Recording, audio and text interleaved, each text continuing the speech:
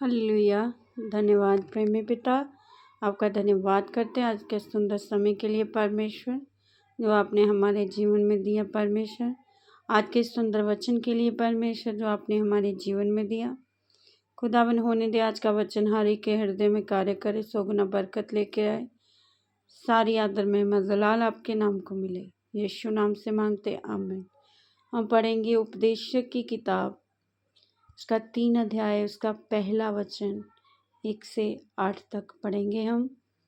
हर एक बात का एक अवसर और प्रत्येक काम का जो आकाश के नीचे होता है एक समय है।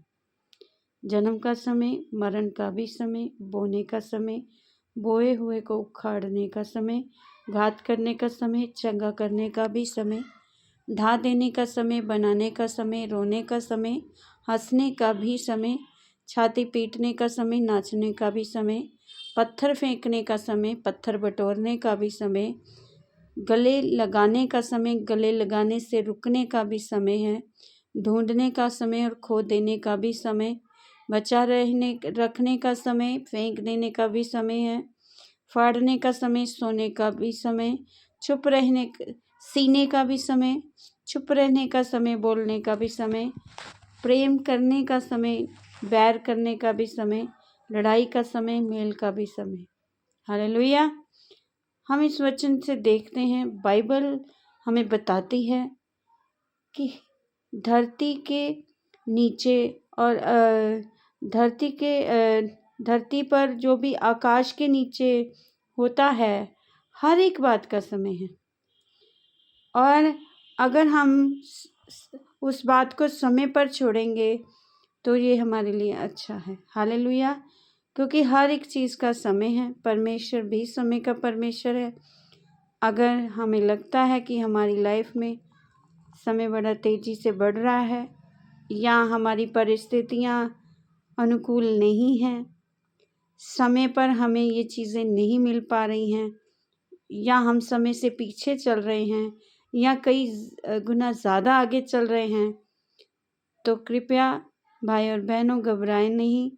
जैसे अभी वचन से हमने पढ़ा है कि हर एक बात का समय है और हर एक बात समय पर होगी, और बाकी बातों को आप परमेश्वर पर छोड़ दें और प्रार्थना में लीन रहें। निरंतर प्रार्थना में प्रभु की प्रेजेंट में बने रहें। वचन को अहमियत दें, पहल दें, प्रभु को पहल दें, प्रभु के कामों को पहल दें और बाकी काम समय पर छोड़ें।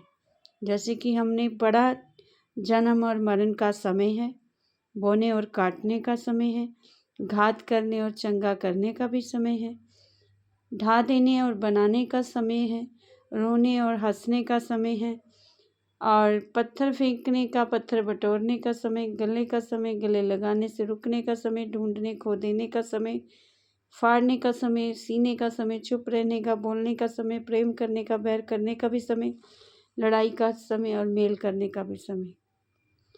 और इस बात से बिल्कुल साबित हो रहा है कि बाइबल में हर एक चीज़ का समय है। अगर दुख ज़्यादा है तो घबराए नहीं, सुख आना है क्योंकि उसका समय आना है।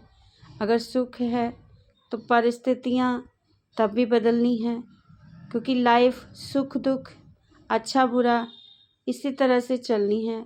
पर प्रभु अगर हमारे साथ है, उसका अनुग्रह है, हर काम होगा, समय पर होगा और अच्छा होगा, क्योंकि प्रभु में हर एक चीज़ हमारे लिए भलाई उत्पन्न करती है और सब कुछ अच्छा होगा।